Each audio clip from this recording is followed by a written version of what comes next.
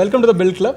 Thank you so much. So I've heard a little about you and what you're doing with Millet Fusions by my colleagues. All right. But it'll be great if you can explain me what Millet Fusion is about, or I guess you're rebranding it into the name Millies. Right. It sounds very cute. Okay. Just gives me an idea. It's something related to food and something related to millets. So can you detailedly explain what the company or what the product is about? All right. We at Millet Fusion, so we have a brand by the name of Millies, and we are launching millet-based snack products which are ready to eat into the market on the brand name Millies. And we have two variants. One is your multi-millet chips, munchies we call them, and the other one is the multi-millet pops. And you have it in all the different flavors like your Spanish tangy tomato, you have cream and onion, cheese and jalapeno. And the one thing special flavor we have is it's a salted caramel, which no one has got into the market in a chip thing. But you have popcorn and caramelized popcorn, but there's entirely different thing. Okay. Yeah. So the idea behind Millets is we just want to make snacking healthier. Okay. Because all the time I like a lot of snacks. In fact, my people, my mom, my wife, they like snacks. So when I found that there are really no good snacks which are healthier, so I thought, well, why can't we do something in this? So and then we started our journey into 2023, researching on millets and all that. The main challenge and the problem with the millets is getting a form factor with all the millets combined together, and again keeping all the nutritional value intact. At the same time, the main challenge is it's all about the taste eventually, because for once you have a bite, if it's not tasty, you can't have it much. So attaining the taste factor is very important. Okay. So that took us a bit of time, but now we cracked it, and we have patented our product. Patents are awaiting. Okay. So yeah.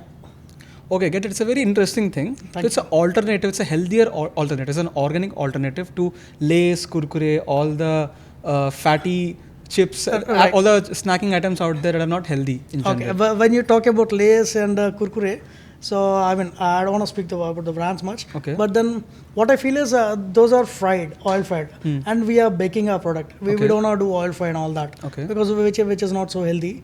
So to the extent possible, we are keeping it with no MSG, with no nonsense ingredients and all that. It's just Millies, all the millets combined together. The flour goes into a process called extrusion technology with some water in it, and that's it. You'll have the product. So first thing, what is an MSG that you mentioned? And okay, please go on. Yes. Yeah, MSG is monosodium glutamate, and many people call it Ajinomoto or Chinese salt. It has got different names, and this has been banned by FDA. And even European nations are very concerned about these MSGs. Of course, India is also moving towards that. FSS is getting some regulations to ban and regulate MSGs, which are not good. Yeah. Okay. So this MSG, what it does is it enhances the taste and flavor. So it's like a kind of addictive thing, which is not good. In fact, some years back, there was some discussion, and there's a lot of bang went with this pani puri vendors. They are adding some non-acceptable ingredients. Is it also the Nestle Maggi ban? Yeah. Okay. That is MSG. Okay. And in this pani puri, they used to add some opium. Okay. Opium is from Papaver somniferum. That's a kind of weed actually.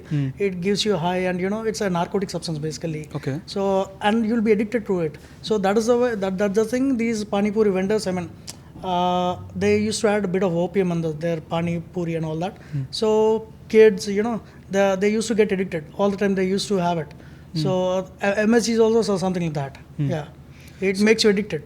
Okay, interesting. So it's a frequent user of someone who consumes snacks on a daily basis. I'm a college student, right? Okay. So I do not get the time to go to home all the time. Okay. And I don't like spending a 200 rupee, 300 rupee on a restaurant or a mess for food every time. Okay. So we just stick to 20 rupee and 30 rupee snacks. Right. Lay's, Kurkure, whatever it is.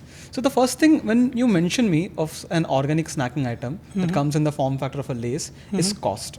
So is the cost something that is like 2 times, 3 times, or is it the same, or what is the thing? What is the deal here? No, in fact, actually, I would say it's our product is much cheaper. Okay. We are launching it 10 rupee and 20 rupee pack for now for the retail market. Okay. And then we have some special flavors, and we'll be launching in some composite cans. That is for some premium segment and all that. Yeah, but we are keeping the prices to as low as possible, because we have those kind of distribution channel networks and all that. So wherein there's no need for us to pay more for the distributors. So that is how it's working. Okay. Yeah. So, as per, in general, these kind of products are not like mainstream right now in Right. departmental store Yeah. or a Reliance Fresh or a D-Mart that we go Okay, to. We okay. usually do not find, at least you find some products that are advertised in such way, like with green labels and all that, but I've never heard people saying or people talking about snacking items being a healthier option. So, as you have put, it sounds like a healthier organic item we can consume on the go. Right. If that it is cheap and if it can be manufactured, why has it not been done previously? I too wonder that. Well, yeah, previously a couple of people, even recently, it's been 1 month now. Enadu Group, Priya Foods, they came with a snack brand by the name Sabala Millets. Okay. So they do have different product lines in that. They have noodles, pasta, macaroni, and then they do have this millet-based puffs. Okay. And I tasted them somehow. I mean, don't mind, somehow I really didn't like them. It's a bit hard, and and they got only a millet content of 30% in it. They are making that with jowar and ragi. Nothing else is, no other millets are there, and they're adding wheat, which is not gluten free. We want to make our product gluten free as well. Okay. So, and then rest is they're adding some corn flour and all that, and whatever. When we claim millets, it should be just millets. So it shouldn't be any other thing. So, and the price is like they are charging it 70 rupee per watch, but you get some 60-70 grams in that. That's again a bit expensive, I guess. Yeah. Okay. So, Meher, I see your power pack. I mean, you're from the agri-tech industry. Yeah. I mean, I'm sure you must have some experience as an agri-entrepreneur also. Right. But I come from a basic background. So, Okay. I don't understand these terms in very specific when you say Okay. things like gluten-free, Okay. things like what is ragi exactly, Okay. and is what version of millets is healthy, not healthy, or how much of these ingredients or in what compositions are they used in our daily products.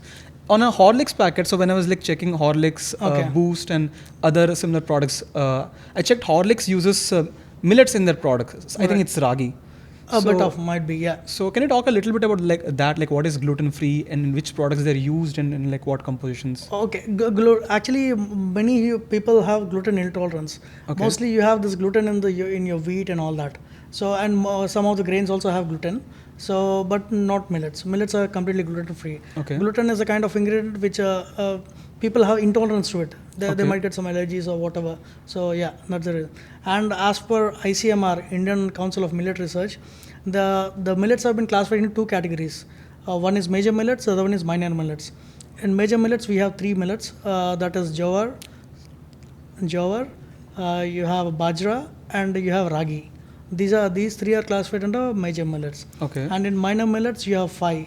Those are your foxtail millet, your kodo, kakum, proso millet, and little millet. These are the five minor millets.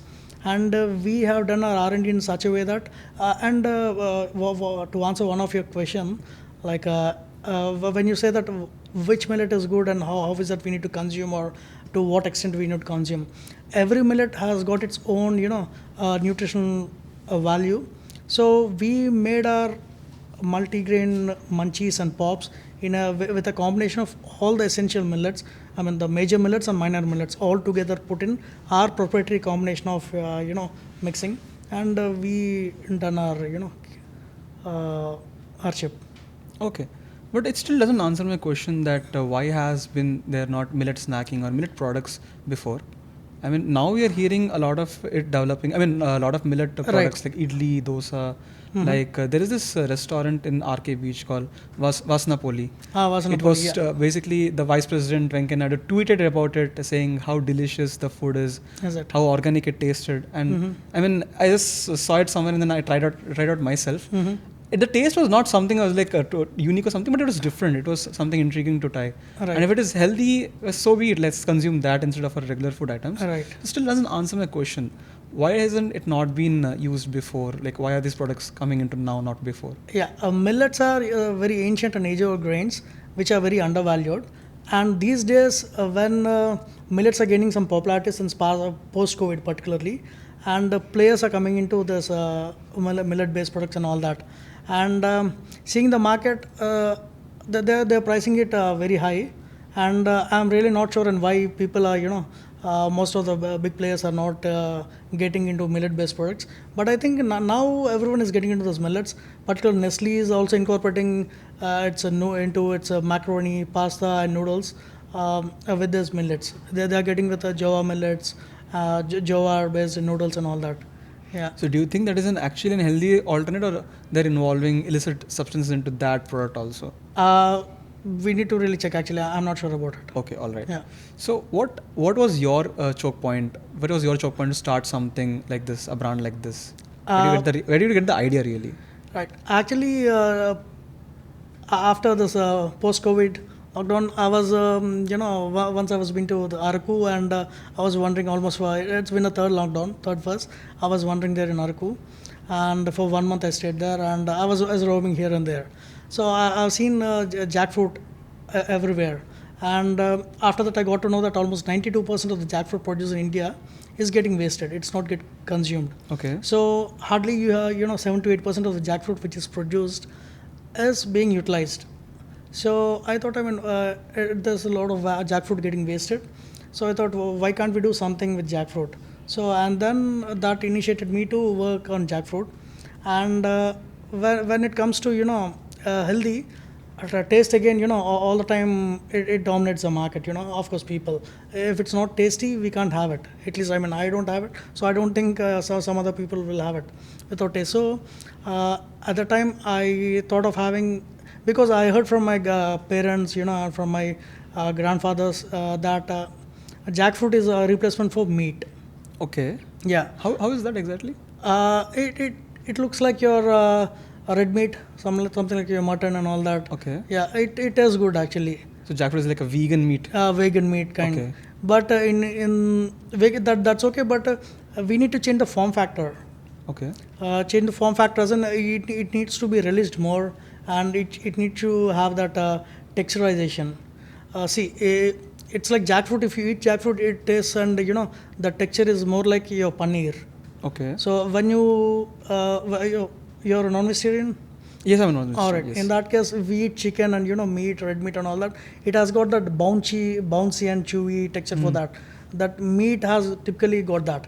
So what I thought is that thing can be achieved only through extrusion technology. Okay. So and then I worked on with extrusion technology with this jackfruit. So what exactly is extrusion technology? Extrusion technology is extrusion technology it's a kind of a food processing technology, Okay. wherein your raw materials or whatever the food products in your proportion, they'll be subjected to heat and pressure. Okay. So there's a machine called extruder.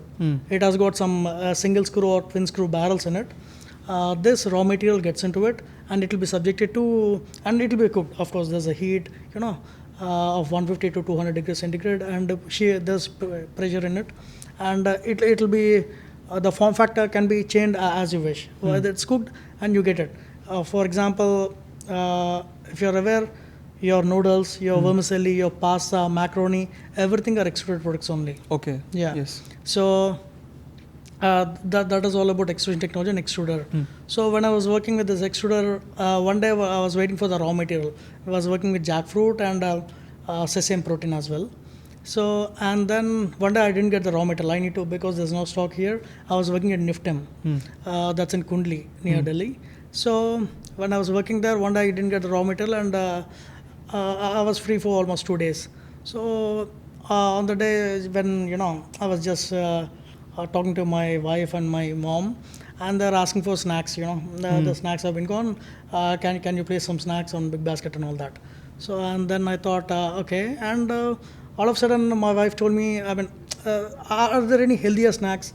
We wanna some like makana or something with millets, and all, because they're familiar with millets. Okay. They consume ragi, jowar, and all that. So in the morning they have this ragi malt, ambali. They call ambali in Telugu. So that's what. And when I explored a couple of millet-based snacks, I couldn't find really something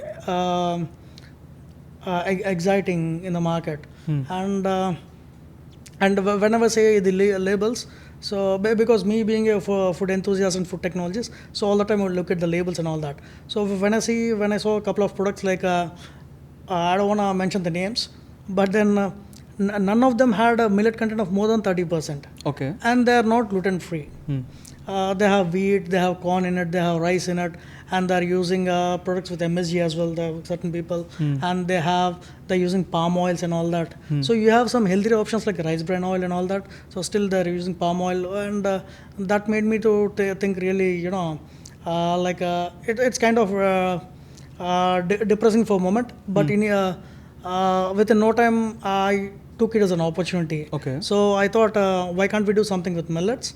So on the next day itself, I halted this jackfruit R&D for a couple of days, and I tried with millets. First of all, I'm really not sure how these come in the extrusion technology, in the extruder. So I just tried with jowar. It came good. And I tried with ragi and bajra as well. Okay. It came good. So again, I thought I'm doing the same mistake which others are doing by not incorporating all the millets together and not in full proportion as well. Okay. So I thought I'll have our property combination with all the millets together. And there's something called, you're not supposed to consume all the millets together, or they should be properly. I have just one question. So how do you decide the composition of certain amount of millets and certain amount of other things while you're going through this manufacturing iterations? Right. So that thing is based on the nutritional value and how the body absorbs the millets. Okay. So every millet has got its own nutrition value. And then how the minerals, vitamins, they'll be in a varied composition in every millet. So whatever body requires. So we have, for example, jowar has got this much, and bajra has got this much, and some proso millet has got this much of vitamins, proteins, or carbs, or whatever it is. So in that case, so we have researched and spoke to certain food technologists and nutritionists, and we came with a proportion where that is our proprietary combination now. We have decided, this ratio of jowar should go into it, and this percentage of ragi, bajra, for that matter, the rest of the millet should go into it. And based on the nutrition profile, you mix them. Okay. And we tried it. If that's not the case, if at all we mix it in our own proportion, that really came good initially, but that's not the right proportion. When I spoke to dietitians and all that, we are supposed to change alter this thing. The ratio of this raw materials, and then finally we got it. But attaining a marketable product is again a big challenge. It took us almost like 4 to 5 months to attain that form factor, because of people in the market, they expect a chip or in a particular shape. Maybe some 5 to 10% variation could be accepted, but completely the different form factors would not be accepted. So that is a something big challenge that looks for like us. potato chips or the general Lays. Okay. Now our chip has got it comes in a wavy shape. It's in a triangle or a square shape. That is how it looks. Okay, but you just skim through the whole process, making it like a very simple thing that to be done. But I have like serious questions. You said you talked to a dietitian regarding how much composition needs like how much energy or what are the requirements of a body. So like you simply just do a math of we need this much protein, this much carbohydrates, and so nutrients, and that ratio just reciprocates in the manufacturing side also. Or can you just like briefly elaborate that part? Actually, adult human men require around 200 to 2000 to 2500 calories of energy per day, and women require a bit less, maybe some 300-400 calories. And then adult man requires around 15 to 18 grams of protein per day. Okay. So that is the ideal thing. And the rest of the minerals and vitamins, you have the calcium, potassium, magnesium, and all that, and the required proportion for a healthy metabolism and dietary thing. So that's a very complex thing to explain. So, but I'll tell you very simply. There have been food technologists and scientists all over the world. They have done a lot of research in it, and they came up with some standards. Like this much of protein is needed for an adult, this much of energy is required, this much of potassium or calcium, for that matter magnesium, and this much of iodine, so salt or whatever. So that is required. So based on what I all the time think is, there's no need for us to do all the research again, because already people have done tons of money. So and everything. lots of billions of dollars have went into this R&D and all that. So what I think is, So there's a lot of information on it, and there are so many experienced people. Take their experience, get that information, and do whatever needs to be done, and it should be again a marketable product. Okay. So we need to balance both actually. Okay. If at all you make a good product that is not acceptable by the customer or consumer, and it's not marketable, then again there's no point, you know. And if it's not tasty, though it's healthy, if it's not tasty, again, you know, people will not eat. So keeping business aside, keeping market aside, first of all, I didn't see much of opportunity in the market. Okay. My thought is like, I just want to make some good product, at least to feed my kids, my mom, my wife, and you know, my friends and all that. You're the first consumer, you're the first user of the product. Yeah, of course. Okay. Yes, that is what my initial thought was like, to be really honest. So after that, I see a really good opportunity, because it's everyone, you know, require that thing. So then I didn't took much time, and immediately we ventured into it. Okay. Yeah. So it seems like you have a lot of experience in this kind of segment of jumping to the practical parts which matter a lot, instead of you know, if there were some agri-tech startups being funded by VCs or institutes right now, they'll be hiring a team of the team for research and everything. Yeah. And even like that's pre-product, there'll be a lot of chaos, a lot of investment, a lot of research pre-product, and you say from your experience that is not required, and you other jump to the practical part of it, like making the product, the manufacturing part and everything. So where does this experience really come from? Like, have you worked anywhere else in first hand? Have you seen these things first hand? Yeah, actually I did my horticulture, and I'm sorry, you did your horticulture. BS horticulture is the science of, you know, fruits and vegetables. Okay. Yeah. Okay. And then I did my MBA as well. Okay. And then I used in the food processing sector. We are particularly into this agri infrastructure building, like cold storage, seafood processing plants, spice processing plants, and all that. So in 2019, I started a venture along with my friend and partner at Karnool, and we used to manufacture this tutti frutti. That's called papaya cherry. Okay. So, and all the time I was into research, and I'm very curious and excited about this food technology and all that. So I used to meet a lot of people, and you know, gain that knowledge. And particularly coming to extrusion technology, I gained so much of knowledge from IIT Kharagpur, and there's a professor by the name H.N. Mishra sir. So he's a very good expert in this extrusion technology. And then there's R&D facility in NIFTEM in Kundli, and Mr. Aditya Sharma, so he's the coordinator there and the plant manager as well for the pilot plant. So they gave me all the required knowledge, and they connected me to, you know, like this food technologies and dietitians, everyone. So from everyone, you know, I got that knowledge and I clubbed it. So it's all connecting the dots together. That's it. Okay. See, there's a network of all these people. Right. Like, how did you reach out to these people, like Mr. at IIT Kharagpur, or the facility you're talking about? How do you approach these people? Like, what was the point of connection, or what? Yeah. Right. The first source of contact, to be honest, is Google. So initially I tried Google. I mean, what is extrusion technology? Basic things I need to understand. Because before we approach anyone, we speak, we need to know what we want. Yes. At least a basic thing, not much. So at least what is extruder, what is extrusion technology and all that. So after that, I look for some pilot plants or, you know, some R&D facility where they can allow us to do tests and trials. So when I was searching, I got some facility in Tamil Nadu. So it's a private facility. So they were shut down. And when I approached them, they referred me to some other place in Karnataka, Bangalore. So I went there. I met the professor there, and they're a little busy. And he asked me to wait for almost like 3 weeks. And then they're even expensive as well. They charge me around 26,000 per day for test and trials. I mean that's okay. But then after that, the time is matter for me, because I'm so curious. You know, I can't wait for 3 weeks. So I thought, is this the only facility? There are no other facilities. So when I spoke to one of my friends by the name Vijay Naduminti, is the CEO of AgHub. AgHub is a agri-based startups incubator based in Hyderabad. Okay. So he's my classmate and friend. So he's the CEO there. So I immediately contacted him. So I told him, Vijay, I need some extrusion facility. I need to conduct my test and trials. Then he has connected me to one guy who runs a extruded based, you know, snacks in Madhya Pradesh. Okay. So I requested him, and then that guy is a nice guy. His name is Ritesh. So Mr. Ritesh, what he did, I mean, he said, I'm really busy with the production. So, but then seeing your enthusiasm, I can allow you for one day, that is on Sunday, but only one time only, Okay. just for your test and trial. If you're happy with that, after that, let's see how it goes, or we can connect to some other people and all that. So, yeah, I went there, and initially test and trials were good, and then I thought, yeah, this would work out. Extrusion technology, yeah, this is my thing, so I'll do it. So I was so fascinated with that thing.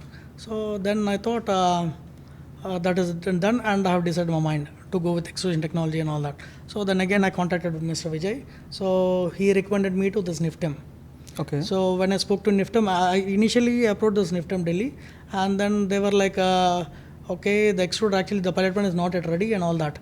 So I said, okay, sir, so it's not ready. Can I see your facility? At least we'll have some talk when it will be ready and all that. In that case, they said, in that case, he said, yeah, please come down and let's talk and see what and how, which way we can help you. So I went there, I met them, and after seeing my enthusiasm and our attitude, like what we want to do, a healthy thing, Okay. with jackfruit and with the millets and all that. So so they were interested. So and they said, okay, they're in the pilot plant for us, and they charged us a very nominal thing, and I conducted my test and trials there, and from there there's some machine operator there by the name Bunty Sharma. Okay. So Bunty Sharma, actually he's a layman. He doesn't know anything except extrusion technology. Okay. So he just know the operation of extruder, how it works and all that. So whatever you want, you tell him with the raw material, and you tell him the end product. So whatever in way he does it, he'll do it, but he'll get you the product. Okay. But he doesn't know. If you ask him to write extruder, he doesn't know, or what. Okay. Nothing. He doesn't know anything about it. Okay. So all that he knows is put the raw material in this hopper, Okay. and set the temperature, pressure, how is that, and get the material. Okay. He just knows that. Okay. Nothing. He doesn't know the science and nothing. Okay, and then I was very happy with the product outcome and all that. So I thought, we'll go ahead, and I incorporated our venture initial company by the name Rooters Foods. Okay. And we have a brand name by the name Defy Meats. Okay. Defy Meats is all about vegan meat substitute products. We have burger patties, sausages, pepperonis, all plant-based. So, and then we thought of I'm looking for a co-packer or contract facility to make our products. But then no one is in India. We couldn't find anyone in India. So there are a couple of facilities in Denmark and Germany. For that thing, I require a lot of investment and all that. So I was thinking what to do and all that. So, and then I contacted this Bunty Sharma. So I asked him, are there any facilities in India? So if at all they are now doing some good business, so we'll take the entire facility. Let them work for us. That's it. So whatever we will pay them on a job work basis or whatever. Then he said, in that discussion, he disclosed me that why can't you set up an extruder and all that. Okay. So before this small story, so I approached some global leaders in this extrusion technology who supply extruders and all that. One is Pulher, the other one is Coperion, and they are from Germany. Okay. And there's another company by the name Brabender.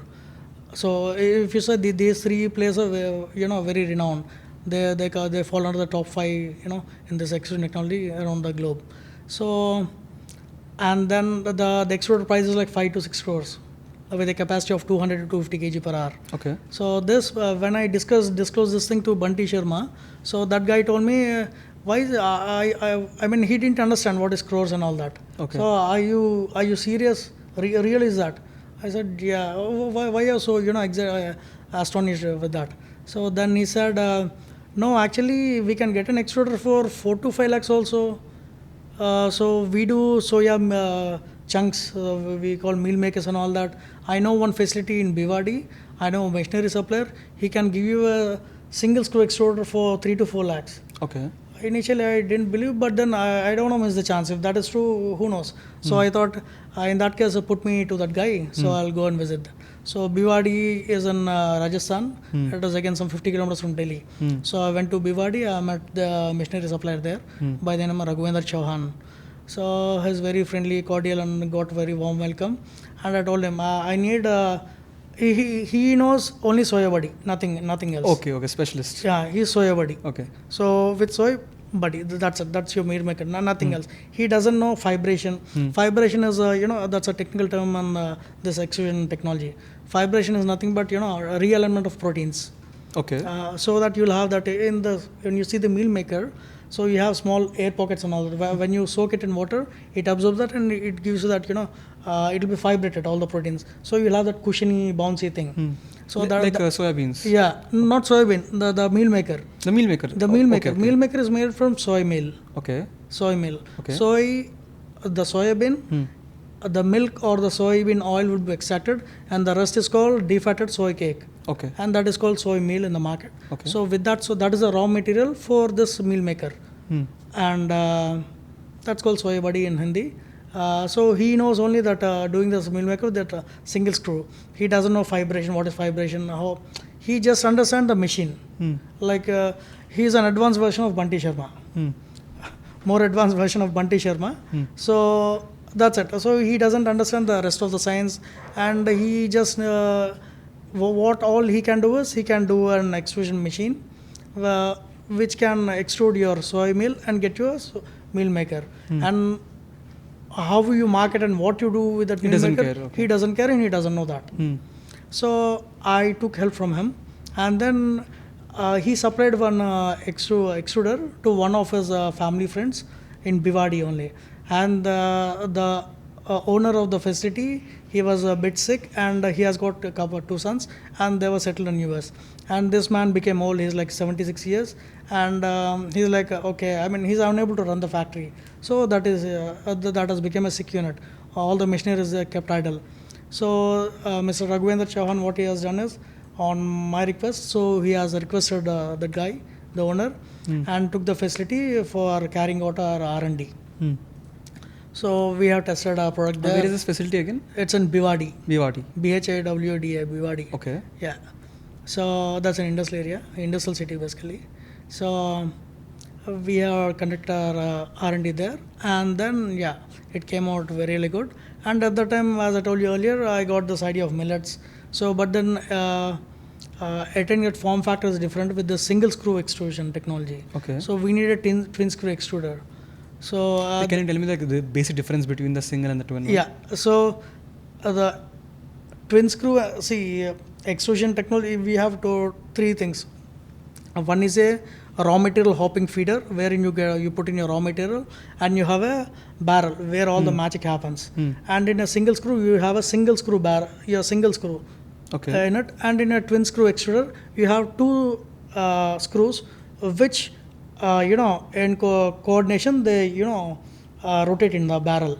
Okay. And they push forward the material. Screw is like a blade over here? No, it's not a blade. It's exactly like a screw. Okay. It's exactly like so its purpose is just to mix and grind, right? Right. Its purpose is to mix, grind, and create that shear pressure and all that. Okay. So it properly what do you say? It hammers the this thing, ruptures the raw material, and it gives you it cooks properly. Okay. All this happens simultaneously within a 1 meter or 1.5 meter barrel, and then you have an end die wherein the product comes out, and there's a die there that decides the shape. There's a different kind of dies. You can make circles, you can make rings, you can make stars, you can make anything for that matter. So so this is the thing. And this single screw, you have a single screw thing. And in a twin screw extruder, you have two screws in it, which run in coordination in parallelly. So and certain products require more shear pressure and all that. For that thing, we use twin screws, and the product refinement will be really good in twin screw. And in single screw, that is used mostly for this soya body, that is your soya chunks and all that, and for puffed snacks and ring and all that. That is sufficient, and that is desired as well. And twin screw for some sophisticated products like our multigrain munchies, which come in which a form factor with that wavy shape and all that. If you require that, then you need much more sophisticated machinery. That's a twin screw barrel. Yeah. Okay. So one question. Yeah, please. Government is pouring a lot of money into agri-tech startups. Right. They want more startups to be, getting into the rural space, developing farming methods of farming, manufacturing, and all. So even looking at this, it's also it's an agri-tech startup because you're basically utilizing raw material that is being underused in its origins, and you're using that to create a product that is a very healthier alternative to our much worse alternatives, the much nastier alternatives that is out there, right there. I mean, so when you're setting up this manufacturing plants, there's a heavy amount of cost associated with it. Right. So have you seeked out any government funding, government schemes? Have you tried out, and are they realistically useful? They are useful, but it takes time. To be honest, because previously I sorted out certain government schemes and all that. They'll all be on paper. For that matter, when we started our plant in Kurnool, so there's something called APFPS, Andhra Pradesh Food Processing Society, which subsidize and provides assistance to entrepreneurs for agri-based ventures and all that. So we availed a subsidy of 25.6 lakhs, and that's a max subsidy which is available. So we got the subsidy sanctioned during August of 2019. Till now we haven't got a rupee. So I shot so many mails, so there's no reply. And in fact, a couple of times I received mail from APFPS requesting a feedback on how the APFPS body is functioning. How they're helping you. How they're functioning. They requested the feedback. I can share the email. So I said, so ma'am, at the time I don't want to mention the IA's name. She's there. By the name Poonam Malakondaya. She's the APFPS. I think she's the chairperson at the time. So I got a mail from her. Requesting the feedback of how APFPS is functioning.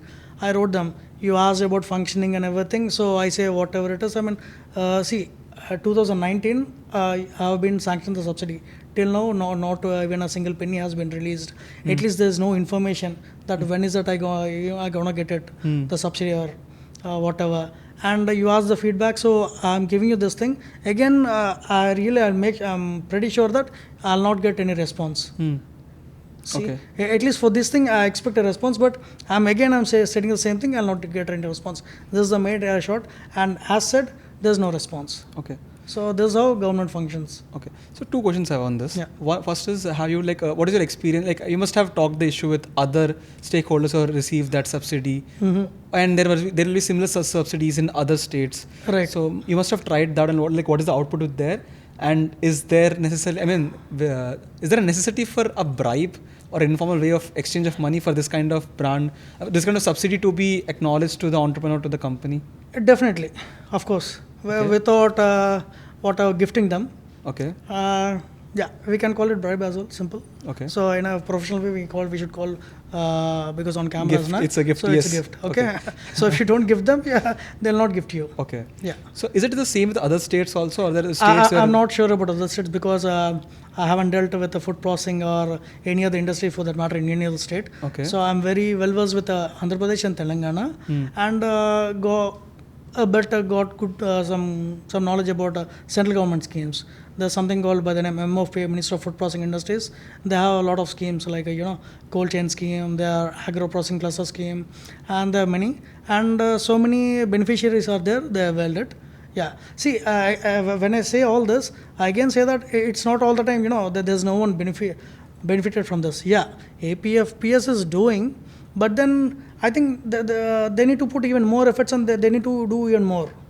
See, out of, I don't know how to say, but in a simple language, if at all you have a capability of, funding or helping 100 entrepreneurs, you're helping only a couple of them, one or two, that's it. So, why can't you put your full strength, and because you have the resources and everything. If at all you don't have, we are not asking you. And I didn't ask subsidy. You're saying that I'll give you subsidy, why? So you start your entrepreneurs, please calm down. So start up your entrepreneurial journey. We are here to support you. Support you in the way of subsidy and all that. So when you said that, I'm happy. So I applied, and you said that I'm giving you. You're happy with the plant and everything. and then no, nothing materialized. Okay. Yeah. So as an entrepreneur, there's not a lot you can change about the landscape of entrepreneurship, how funding is happening at the political or the government or the national stage. But there are many national schemes, there are state schemes. So as a person who requires funding to scale their business and to do better of it, we need money.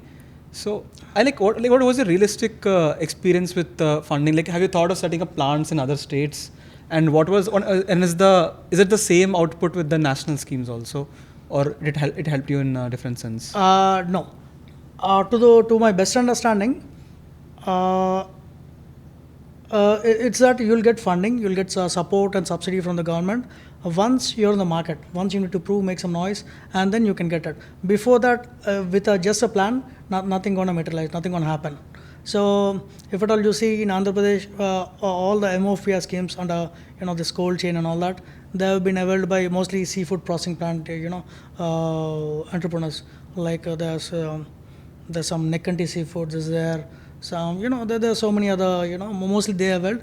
And then coming to F&B, there's into seafood, and in F&B in the other divisions like your spice and condiments, like your food processing, your beverages and all that. So I didn't find many people in it who are benefited, and though they benefited, I think that that whatever names which I mentioned, they have deep pockets and they're doing good business in the market, and then it's like an extra thing for them. It's like some jackpot or something like that. It's like basic dhanda, nothing to do with innovation. I mean, nothing to do with entrepreneurship. Right, exactly. Okay. Yeah. Okay. That is what I feel. I mean, to the best of my knowledge. Yeah, definitely. Okay. If anyone can challenge me in that thing, yeah, I'm open. Okay. Seriously. Okay. So apart from the reason, I mean, you set your plant in Kurnool, Andhra Pradesh, right? Yeah, my initial plant was in Kurnool. Now it's shut down. Okay. Yeah. Why is that? Nothing. Post-COVID, I mean, we incurred huge losses and we couldn't do much business in it. And India, I mean, people, the market, B2B or B2C, they're concerned all about just, it's very competitive landscape in this tutti frutti. If at all, I'll share you so many, tutti frutti units, the photographs and this manufacturing process and all that. So if at all anyone sees that, they'll never consume tutti frutti. So seeing this only, we started this tutti frutti. Hoping to give a really good and healthy product, because tutti frutti is in ice creams, in your cakes, in your dilkosh and everything, in a lot of bakery products and all that. And particularly people like it. I mean, particularly children, kids, they love it, tutti frutti. In fact, I too love it. Okay. So, but then if at all you see the raw material, how it's stored and all that, never. So even there are a couple of plants in Mangalore, Karnataka. That guy procures tutti frutti from that's called in Chittoor, that comes in Chittoor district. That's called Railway Koduru.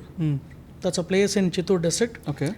And even some plants in Delhi also, they procure the raw material, papaya, from this Railway Koduru only. Wherein during off season, they procure this papaya for maybe 50 paisa, 1 rupee, which is all, young thing, all. They'll chop it. They'll peel the skin, they chop it, and they store in huge tanks, which are like 30-40 feet in length and 30-40 feet in width. They dump the raw material there, which is peeled and chopped, and they pour the sea salt, and they store it for years together. Okay. And you have snakes, dead snakes in it. You have so many frogs, and you name whatever the insect or any other wild animal for that matter, it will be there. Okay. So that is the raw material being used. Okay. So what exactly is the problem with that? I mean, in cosmetics, a lot of the base thing comes from domestic waste and all that. Right.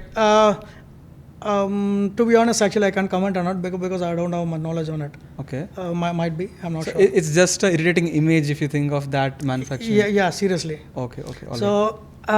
And for your question which you asked me why you shut down. So these people, they are procuring it. For me, I procure fresh raw material, which is gonna cost me around 15 to 16 rupees per kg. And then I do peel it off and some waste, some 10 to 15% that peel and all that's get wasted. So for me, the raw material would cost around 20 rupees. And for you, you're getting it for, if you buy from them, you can get it for 5 to 6 rupees. In fact, to be honest, once also procured from them for 6 rupees. Okay. just to see and test and try. So my raw material is costing 20 and yours is 6 rupees. I can compete with you in any which ways. Okay. And in the market, like whatever you do, you get it from mass, or you do in a very sophisticated facility, whatever and all that. So buyers really don't care for how much you're giving it to me. That guy is giving for 600. So you said that your material is so good, so I'll give you another 5 rupees or 10 rupees, 10 rupees. I'm doing you so favor. So I mean that didn't work out actually. No. Okay. So this brings us to the question of quality and regulation, right? Of course. See, when you Google tutti frutti plants, you can get a lot of videos wherein particularly there's one facility in Anantapur that was been rated by FSSI, Food Safety and Standards Authority of India, and food inspectors. They have shut the unit down. And can I speak openly? Yeah. Truly? Yeah. Okay. So that plant was shut down, and after 1 month again, the same plant is running but not on the name. Change the name. Okay. And it was rated so many times. Every time the name changes. Okay. But the same material goes in. Okay. Yeah. So that is how it works. If at all a food inspector comes in, so now people will be offended. Sorry to say that the food inspectors and all that will be offended, but actually that's true. Whatever they come, inspect, and give them, done. Everything is done. Okay. Yeah. See, there are a lot of coming to this norms, regulations, laws, and compliances. We have very strict compliances and laws. Very good for that matter. Very good law enforcement things are in place, but not in action. That's what I feel. Okay. Yeah, that's what it's not that that's what I feel. That is true, because FSSI, Food Safety and Standards Authority of India, any place which deals with food should have an FSSI license number. They need to apply for FSSI and they need to maintain those standards as per FSSI norms and all that, and they need to hold that license in place. For that matter, if you take a pawn shop or a roadside shop also, if at all they deal with some food, that's some local food, whatever, but still they need to have an FSSI. But no one cares. Okay. And then you have big restaurants as well. They too don't have FSSI. If you go into the kitchen, I mean, it will be horrible. See, once in a while, someone will expose, but most of the times it's like that only. Yeah. Okay. But I don't know why that's not enforcing. If they have enforced the laws properly, I think 90 to 95% of food factory, food industries, and restaurants, whatever you say, everything will be gone. Guess done. Got it. Yeah. So there is no sustainable way to run this business without compromising regulation and basic ethics of food regulations and everything. So is that why you exited from this market as a whole? Yeah, of course. Okay. If there are so many regulations and FSSI has enforced its these norms strictly, so I could have survived in the market definitely. Okay. Yeah. So this was your previous venture. Yeah. And I'm sure you made a lot of money from it. And is it? I mean, at this point, I'm seeing you as a seasoned entrepreneur and like to invest your previous savings, your previous experiences into this new journey of mills. Okay. Is that right? Yeah, Millie's. Sorry, yeah, I'm sorry. No problem. Millie's. Yeah. Yes. So, okay. At what stage you are at with Millie's, and like when are you going to launch it? I mean, I checked your website, and when I click shop now, it just the preface just refreshes. Okay. So can you tell me a little? I'm just excited to try this product as a user myself. Sure. So could you tell me a little bit about when you're going to launch it, when you started, and what are the problems with scaling it, like launching it? Actually, scaling is some other thing. I mean, maybe in another 6 months. Okay. But to launch itself, we face so many challenges in the machinery and all that. So that's because of the weather. So the machinery which we procured, I mean, the extruder we imported.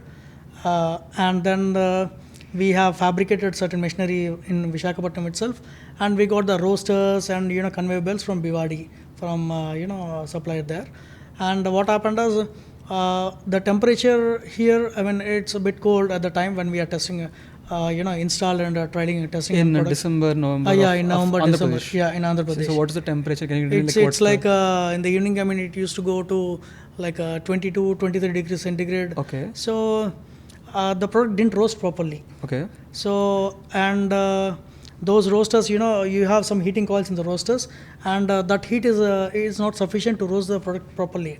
So, and then what we thought is we fabricated another drum and we have installed extra roasters and extra heating coils and all that.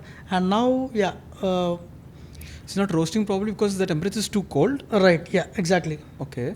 So The temperature is too cold, and getting a proper heat with that thing, it used to take almost 1.5 hour, and that too we couldn't retain the heat because of the temperature. It's getting too, those heaters are the heating elements are not sufficient actually. Okay. Yeah. So winter is not a time for this kind Correct, of... actually, yeah. Okay. If at all, I think it could be we launch our test and trials during May or June. Yeah, definitely. But this is a good thing. It's a good thing because if at all at the time, if at all we started in May, so this product would have turned beautiful, wonderful. I mean, it could have roasted well, and then we could have got into the market soon. And maybe during November, December, when we are in the peak in the market, and distributors are waiting for other product, and consumers are waiting, and at that time, if at all we face this problem, there's no way, isn't it? So it's one way that is good, that initially we faced the hurdles, and I feel it's a positive sign only. Yeah. Okay. So there are 2 launch windows if you look at it this way. Right. Even the May of previous year or the upcoming May. So why does this winter has to be? Is it more like a self-set launch window, or are there other factors concerning this launch window? No, actually, when we finished our test and trials, and when we thought, this is a product we're going to get in the market, that was during January of 2024. And then initially, I didn't have much investment, and my wife supported me for initial R&D, research and development and all that, and the initial, pre-operative expense and all that. She supported me, and of course I need to pay her anyways. She's very demanding. So after that, we approached a couple of banks, and finally Bank of India, it supported us very well, and we got our loan sanction during May. So, and they processed very quickly within 2 weeks. I mean, that's really unbelievable. Okay. They have done the job very well, and what was the amount actually? Sorry, what was the amount of the loan? We were granted 95 lakhs. 95 lakhs. 95 okay. lakhs. Like, is it a business loan, like a commercial loan, or is it like some kind of government scheme? No, there's no scheme. Actually, it's a business loan only. Okay. Yeah, commercial loan only. And we got a 10 lakh subsidy from PMFME scheme. Okay. That's a Pradhan Mantri Formation of Micro Enterprises. Okay. There's a scheme, and wherein you can avail max subsidy of 10 lakhs from the government, and that too is not upfront. I mean, that will be taken care. I mean, that will be given to your funding partner, that is your bank, over a period of time. Okay. So, but then they'll visit the plant, they'll inspect the plant, they'll see all the machineries in place, and everything is going, and then they'll release the fund to your funding partner. Okay. Yeah. Great. And we got the loan sanctioned during May, and we got the disbursement within May only, and then we placed the order for the machinery.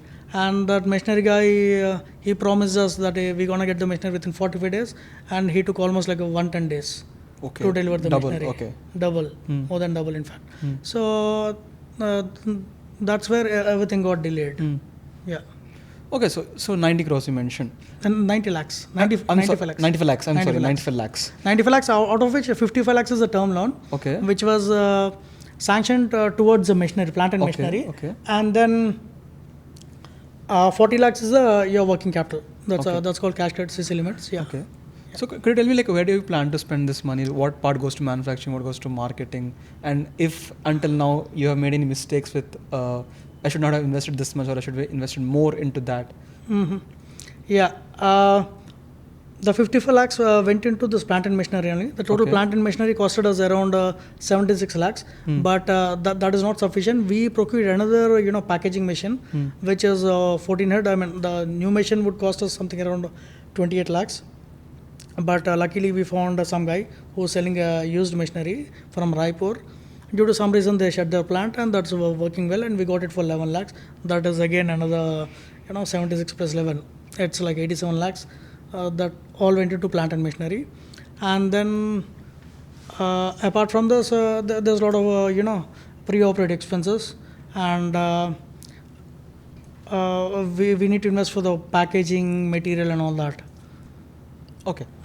So haven't you thought that a lot of money would also go for the B2B distribution or for the marketing spends also? Like right now we have quick commerce companies such as Blinkit and Zepto coming up. And if you see, there are some snacking brands or some brands in general that basically the normal way to distribute their product is to the grocery store, D-Mart and all that. Right. But they're paying an extra premium to the company to make them show their ads on their socials. So for example, if I am looking at some item, some item that's new in the market, some new type of chips, new type of Maggi noodles that keep coming up all the time. There's like different pricing and different strategy, and all the time it comes, fails, goes, and everything.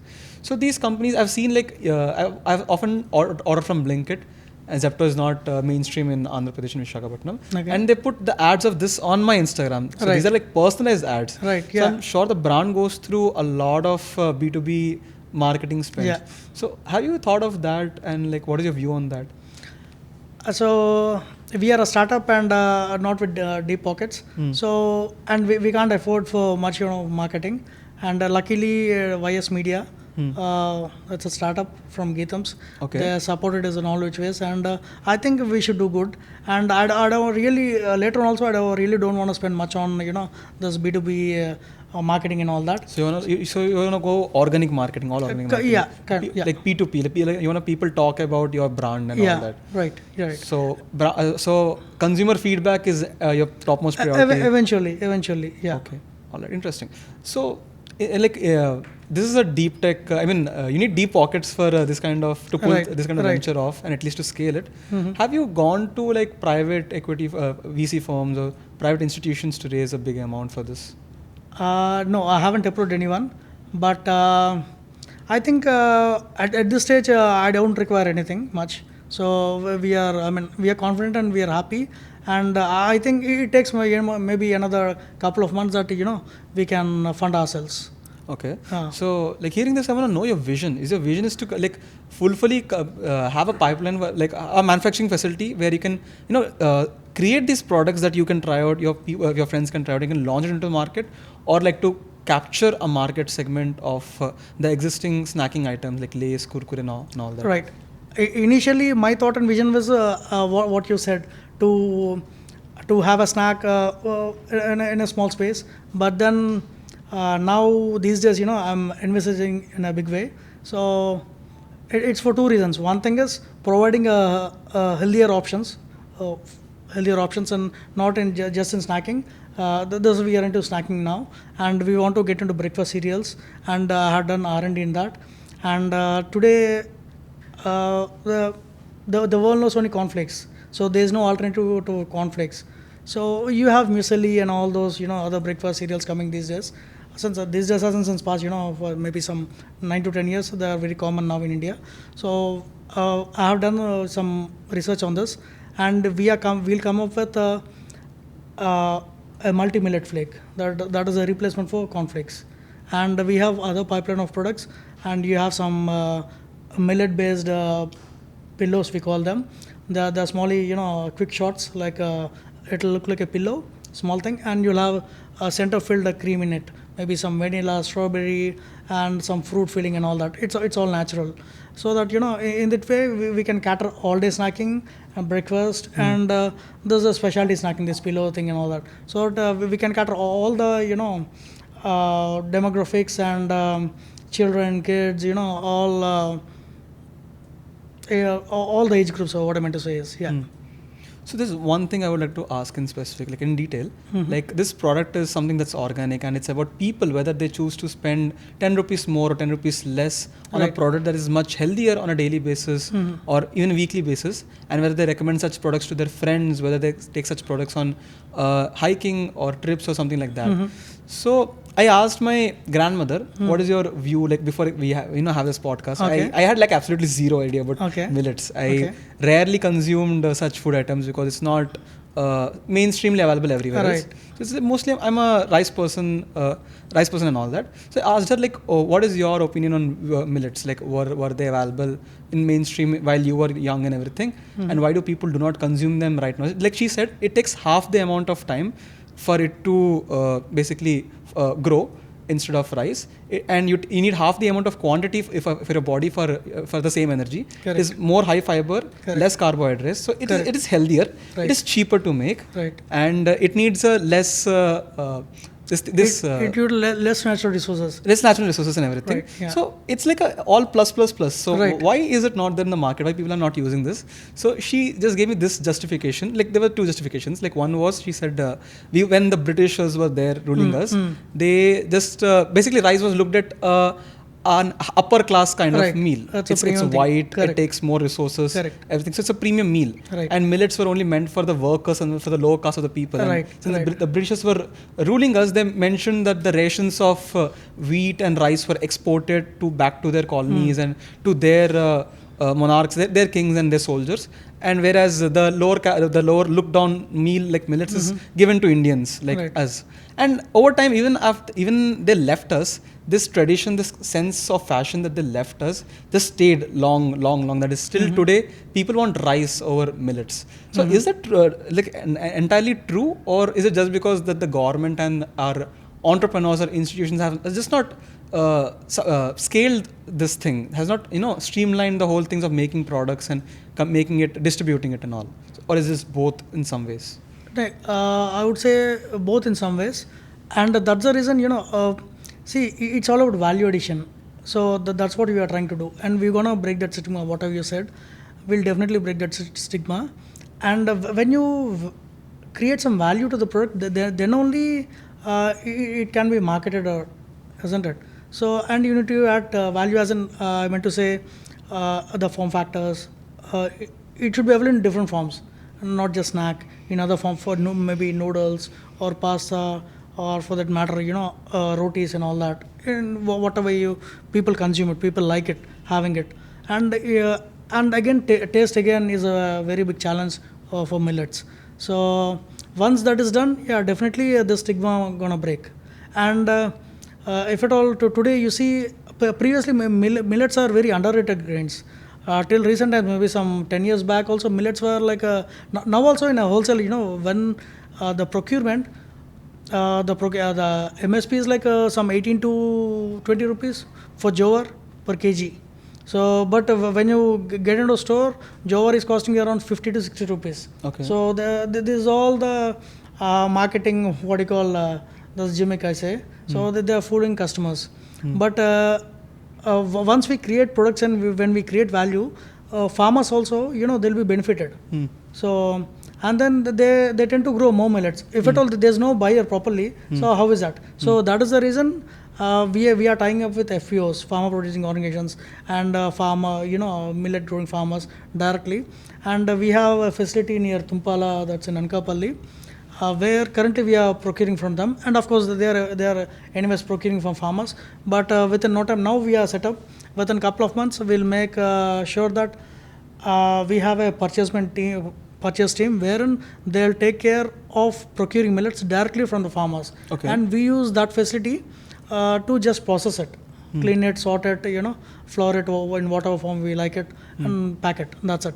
So, and we procure directly from the farmers. In this way, we can skip those distributors or middlemen, and we can pass on that margin or profit directly to the farmers. Okay. Yeah, and we can encourage them as well. And they too will have an assurance that some buyback assurance, and definitely I want to give that to the farmers. Okay. Yeah. So coming back to the launch of your brand, Millie's, right? Millie's, right? Millie's, Yeah. yes. So you mentioned one challenge was during the winter time you could not efficiently roast Right. the greens and everything. Correct. So, so are you planning to postpone that because of that, postpone your mainstream production to a summer time like April, May, and then launch it? Does it push the launch calendar forward, or what is the deal? No, we don't want to push the launch calendar forward. See, if not this year, next year again during winters we'll have the same problem. We never know how climate changes. So, but usually winters are cold, definitely. So we don't want to take that risk. So whatever hurdles, maybe the launch got delayed. Really, it took almost another 1 month. But We thought it as an opportunity and we took it positively, and it's a learning phase as well. Now that because of that reason, in fact, now I got my hands-on experience on machinery. So now I can fabricate the entire machinery here itself. So I know what goes into the machinery, how a roaster is made, what all kind of I'm not electrical guy. Now I know MCB, 2-pole, 4-pole. I know this. There's 1 square mm, 2 square, 4 square, 2 core, 3 core wires and all that.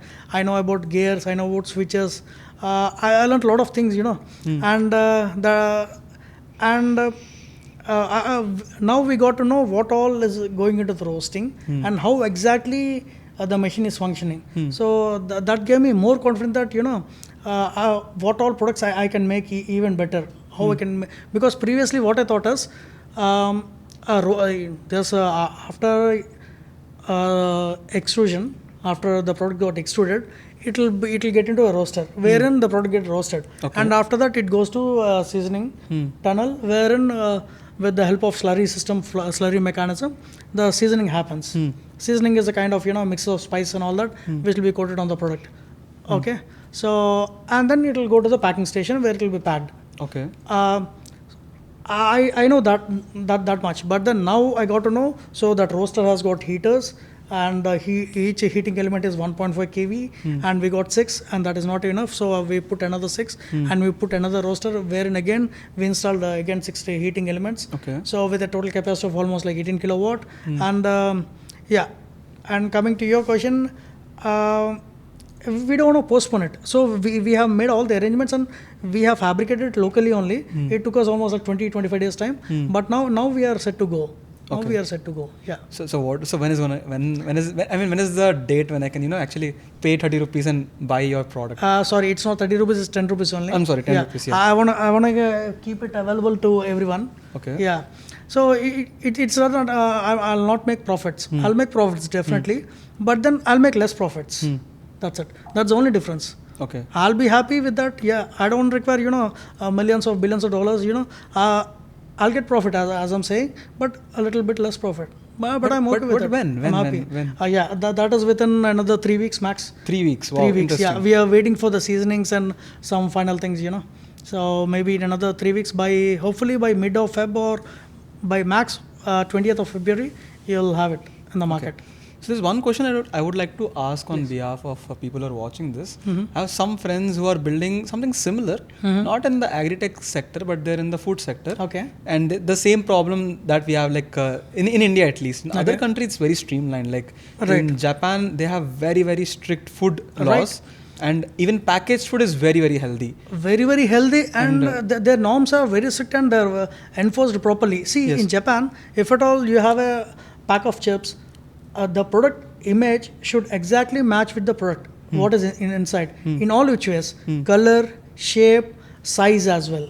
But if at all you see some brand chips and all that, you have a chip of this size, and in the inside you'll have smaller size chips, bigger size, and different. No, that's not accepted there. No ways. Yes, air being filled and the composition that is mentioned on the packet is not often that. So yes, because of these issues that are there in India with the food industry as a whole, everyone wants to make alternative, healthier products, either for themselves or the people around them, or for a market that they've seen is worth conquering. So there are people who are trying to make healthier drinks, like mocktails that are healthier than whatever is out there right now. And there are friends who wants to. There's someone there's someone I know called Satya. He is using a brand called Hyperbites. Yes. Wow, nice. So he wants to make a chocolate that is healthy. Chocolate that is healthy, right? Yes. Good. Something like that. So all these people are right now at their manufacturing, testing and trials phase, because that is the core segment of the food, getting an approval, the regulation, everything, testing and all that. But once they do that, this is the game, distribution, marketing and all that is the game. So far in your journey, what have you learned is like integral while when you're going to the distributors, to wholesalers, like what are the things that you're supposed to not compromise in terms of money or something else in general, like a piece of advice? Yeah, the distribution channel is very much occupied, and it's well defined now with all the big players, brands. It's really tough to get into that network. either you need to have very good product that those players gonna come and acquire you, or they can partner with you, or whatever it is. So initially they'll try to, I think they'll try to knock you down, put you down, or else if that doesn't work, if consumers are more inclined to your product, then they'll try to acquire you. That's what happened with recent. There's one brand which makes popped potato chips by the name Tags, TAGZ. Tags, okay. Yeah, that's a really good concept. They made some healthy chips which are popped. They're on the Shark Tank as well. Okay. And that was recently been acquired by Reliance. And yeah, and getting into the distribution channel network is really a tough thing. Marketing your product is really tough actually. So to be honest, actually, because see, I understand the dynamics of the market as well. We need to understand the dynamics of the market as well. So what I thought is, because there's a conception in the customer and in the market, is that healthy is costly. Yes. Healthy is costly, and healthy isn't tasty. If healthy and tasty, that must be definitely costly. Okay. And that is how you can sell, and that is how you should sell it. So, and but it's all about packaging. You have it in composite cans, and each composite can gonna cost you around 25 to 30 rupees per can. And really, the product value inside is not more than 10 to 15 rupees, and the rest goes into the distribution. Okay, so this is how it goes. And I thought getting into the market that way, but anyway, see, that's intuitively, I mean, that's within me. So what I thought is, no, this is not the vision. Again, I'm deviating. Why is that? So we'll go slow and simple. All the time it should be that way. So the main concept is, it's to give a good product which is tasty and healthy to the customer. And simultaneously, if at all we are creating this thing, and we are putting adding some value to the raw material, this thing, these farmers will also be eventually get benefited. So want to build a very good, all win-win and happy and good ecosystem. So, and then I decided, no, I'll go with 10 rupees. And if at all today you see, I don't want to mention some names, but you can check it on Google, or else I'll say you personally. So there are so many companies which doesn't have more than 30 to 40% of millets. Still they are charging like 25 to 30 rupees for a small pack of maybe some 15 to 16 grams. Yeah, that is because as I told you, they're in that perception and they're believing that, and that is how the market is as well. I mean, so customers are also like they have tuned the mindset in a way that if it's healthy, it should be costly, and if it's healthy and tasty, it is like somewhere from the heaven, so it is super costly. Should be like that. So they're paying, but I really don't know I really don't know the economics, how the balance sheet works. But I want to keep the cost as simple as it is. Like see, you know about Tatas, so they are so ethical, and no one really speak about them much. So the Tata's chairperson, so he's a good visionary, and he has done lot to the country, and even recently is not there anymore, Mr. Ratan Tata also. See, they don't boast about themselves. They don't say anything that I did this thing, I did that thing, and all that. But then they have done a lot. They have done a lot, and what they have done is, I don't want to say, just because once at least people need to, if at all who is watching this, they need to just search that on Google, and they should see the face, and they should remember, and they should know. If at all I say this is something, no, they should see. For that thing only, I'm mentioning a couple of names. There's so many people like that. So you mean Tata is like the noble brand. They don't need to advertise, go on telling that we are a good company. Why I mentioned Tata's is, so Tata's is like, it's not a greedy brand. So whatever they do, they keep certain percentage, like very optimal and minimal percentage. Maybe I heard from some business leaders that Tata's keep 20%. That is more than enough for them. If something is offering more than 20, they're getting more than 20, they don't do it. Okay. They don't do it, and they don't need that. And if something less than that minimum thing, 15 to 20, that also they don't handle it. So whatever they deserve, they feel that this is good. That's it. So the same way, I also require profits. I get it with this 10 rupee and 20 rupee pack. I'm happy with that. So that is how I do, that is my inspiration from Tata's to launch a product of, a healthy snack which is tasty from millets at a very cheaper. No, I don't say it's a cheaper price. Comparatively, comparatively it's very cheaper. But for me, that's a good price. Good enough. Yeah. It is a noble approach. I mean, it is a noble thought at least, and you're heading down the direction. That is great. Thank you. But the world out there, at least so far, what I see is like very evil. Like I would like to say, like with two very basic examples. One is basically we used to have all the basic subsidies and items being delivered. I'm sorry, we go to the local Kirana store and you get and pick it off from there. Right. Maggi used to come at the price of 12 rupees previously at a point. And DMart used to sell at, and basically the Kirana person gets the Maggi packet for 10.5 or something and chooses to sell it 12 rupees. Right. And then DMart deployed the strategy where they sell the Maggi for 11 rupees. Right. Because they sell 1,000 and 2,000 worth of packet, they're still making a profit. But this was fine. This at least did not take the whole market segment until they reduce the price by 2 more rupees. Right. That is that they buy from Nestle, from the wholesaler at a very high rate. And the Kirana person cannot buy 10,000 packets or 1 lakh packets. So DMart can do that at 9 rupees and the economics works out fine. And now they can sell it at 11 rupees and even 10 rupees. Yeah. So DMart is selling Maggi at the same cost at which a wholesaler is getting it from, a Kirana person is getting it from the wholesaler. And that is something a Kirana person, even if he sells at loss, cannot beat.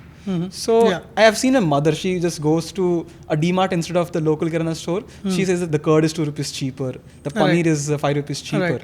And then I was like, how is it cheaper? And then I looked down and this statistic is what I found. Yeah, it's quantum of scales. Quantum of scales. And this is what Amazon does with a lot of small scale sellers also. Right, yeah. Yeah. Someone is getting the products for like 300 rupees and sells it for 350 rupees. Amazon figures out this part and starts selling at 330. Right. That is, we have an entire category of sections called Amazon Basics. Yeah. Basics, and there's one brand by the name Solimo. Yes. That's an Amazon owned brand. Okay. Which is owned by Amazon only. If at all you take something maybe a glass. If at all some guy is selling good glasses, some water glasses for 6 for some 300 rupees.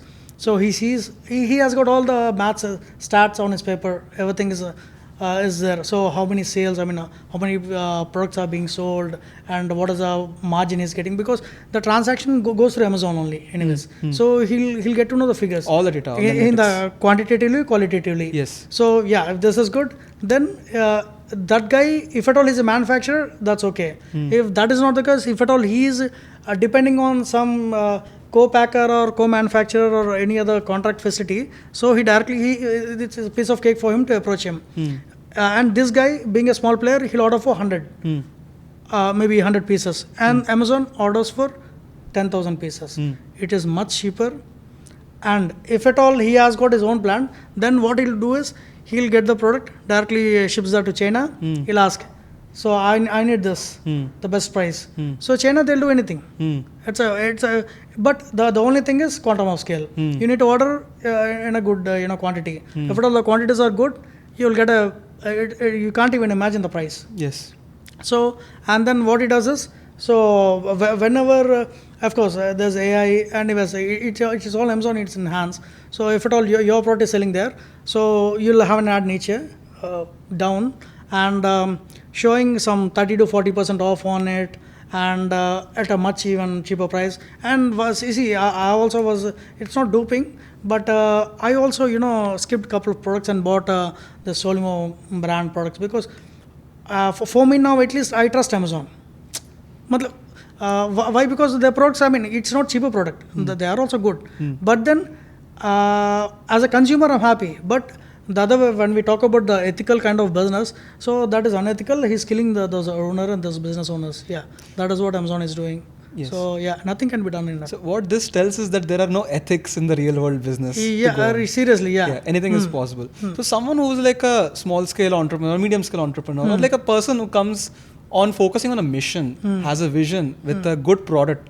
Whether the product is good or bad is a different argument. But someone who comes from this background and is trying to launch a product and does not have an experience of these kind of challenges out there.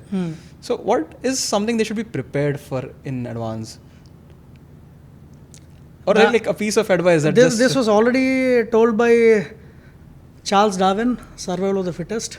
So, first of all, you should be fit to the market in all which ways, financially, mentally, and with your knowledge as well.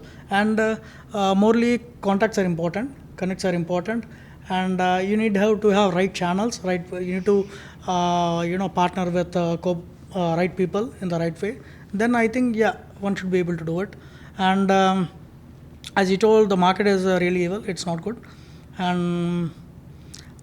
And seriously, if someone is talking some ethical things and some good, doing something good to the humans, humanity, mankind, and all that, wow. If at least myself also, I'll see. I'll look like this.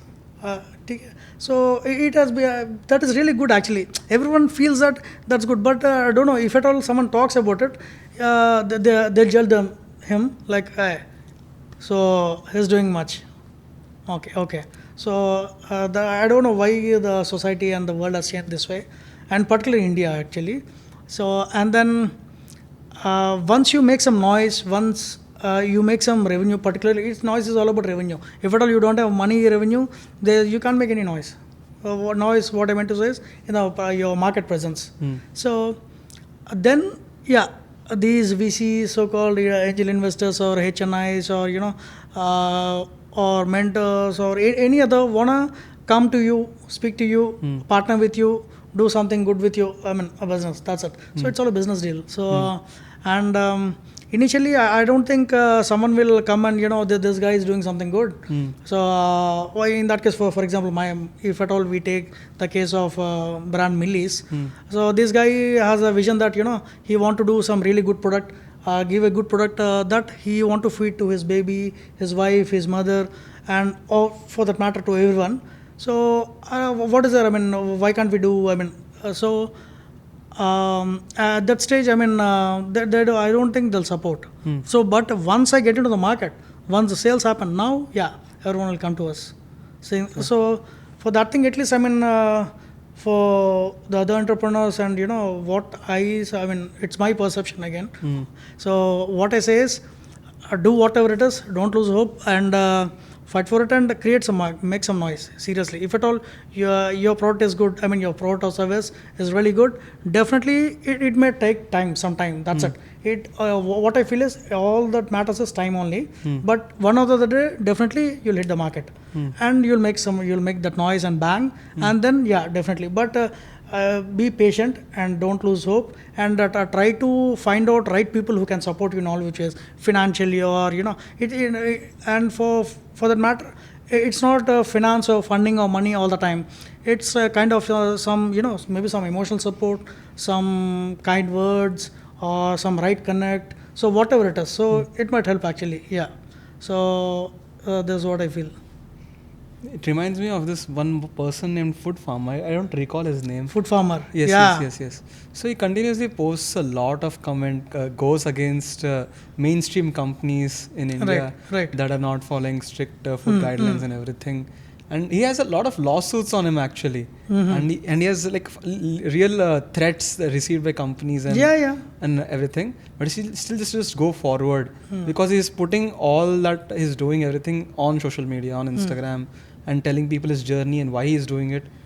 And it's like just fueled by passion and purpose.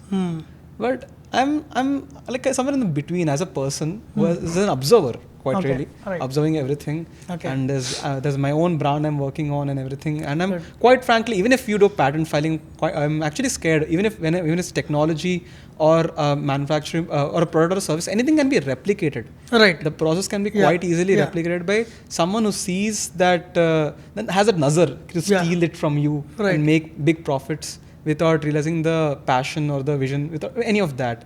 So I realized I'm going on the opposite angle of what you just said. You need to really have a big wallet ready to back you. There is Zepto, and there's all these companies are in like big losses. Blinkit, Zepto, they're just making negative revenue, 2,000, 3,000. And then the Y Combinator, some US investing firms, comes with 300 I still don't understand. I mean, why they invest? See, Swiggy, on an average till 2022, 23 also. So on an average, they all the time posted a net loss of almost like 500 crores per quarter. It's like 2,000 crores. Still, after this news, Another after 2 days, I'll see the news and some VC, some venture capital fund. There is some, some $200 million and all that, some 900 crores, 1,000 crores. Again, they're putting. I really don't understand why is that. And when I discussed this with a couple of people, they said that it's all about, what happens is, one big guy who has got deep pockets, he want to do business, so he'll invest in it. He has put some 100 crores in it, so it went losses. So he'll speak to other people and he'll see. If at all he leaves it there, so it's completely lost. Yes. So this guy has got other people within his circle. So he tells, hi, see, dear, I had put this thing. So this is what, but the scope. So we can come out, we'll put another 100 crores. So you put 50, I'll put 50, maybe something like that. All right. After that, again, after putting 200 crores, that's again gone. And then they'll see. If this is the case, now again they'll pull another guy, maybe. So and then they'll put another 100, 200 crores. And then what happens is, now they start making some noise, some revenue, traffic or whatever. And then all the game goes to reaching IPO. So once it is IPO, it's mine is 100 crores, yours is 100 crores, and the X's is 100 crores, 300 crores. Once you go to IPO, it's too huge. So ours is nothing. We'll get out with our profits, making some 10x or 20x or 40x, even 60x also. And then people are gone. Yeah, and that is how it happens. I think so. Or else, see, what I figured out is, it's all the game is all about getting to the IPO. That's it. Or else, why is that they're investing, when it's really incurring huge losses, and how is that they're getting it? So I really don't understand. And in the startup ecosystem, let's discuss this a bit. But then coming to the startup ecosystem, because that is what I'm more interested and excited. Though there's so much of lot of young talent, energy, enthusiasm and everything, we don't have proper channels, we don't have proper connects, a proper ecosystem wherein we can connect with others and all this thing, and money. For funding, you need to prove. And again, if at all, initially it's really tough to bootstrapping and all that. And crowdfunding, it's I don't think it's permitted in India, but in the Western world, actually, yeah, that's done. In the Europe and the US, they have some. Have you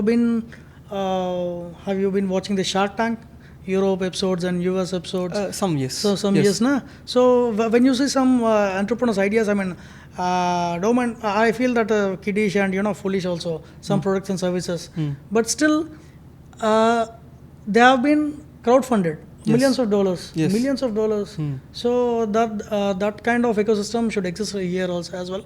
I don't know why it is not there, but crowdfunding is available in India for this medical purpose and all that. But I think that should come in this startup ecosystem as well. Yeah, then I think definitely it will create a lot of new energy to the generation, and a lot of entrepreneurs gonna come forward and just prove themselves. All that is, they need some money initially to do whatever it is. So I all the time remember, recently there's one episode by the name, his name is, it's called Jugadu Guy. So he's from Maharashtra. He was being funded, personally by there's Mr. the founder of Lenskart. Oh, founder of Lenskart, okay. I don't recall his name. Yeah, suddenly, why is that?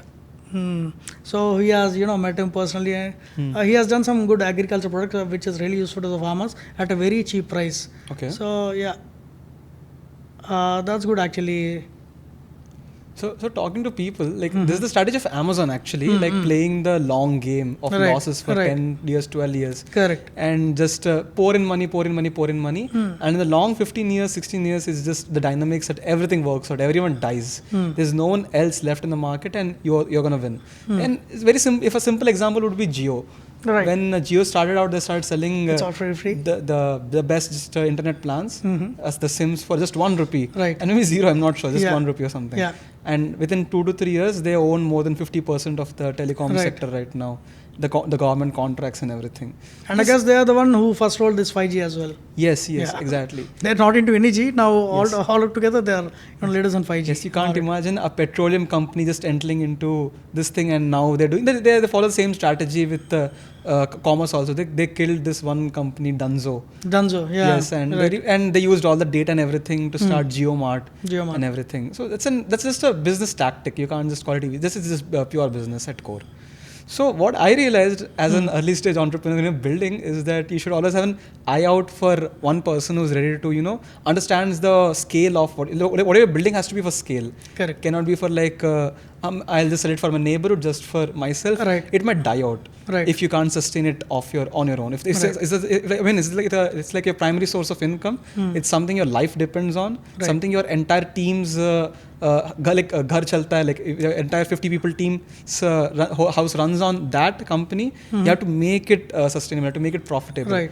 And to do that, you have to have scale, and to compete in scale, you need to have a wallet, and to have a wallet, you need to validate. Right. So Correct. So just need to keep an eye out there. Like nothing more than that. It's just like it's like a blunt piece of advice. It doesn't come with rules and do's and don'ts. Right. Yep.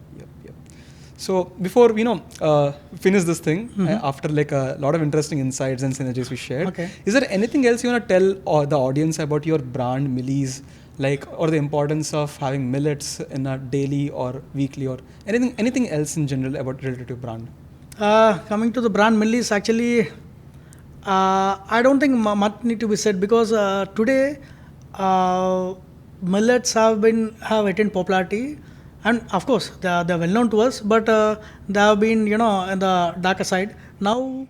And I really would thank our Prime Minister, Mr. Modi ji, for making 2023 as declaring as a millets year.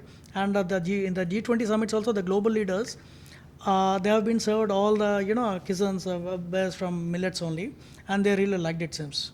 So in this way, actually, now the world is open for millets. So and there's a lot of opportunity globally for millet-based products, provided do them very properly, ethically, and tastefully. That again matters. And so when I say this, I mean there's no much need to tell about millets and all that. So what millets does do, it's healthy and all that, people knew. And now,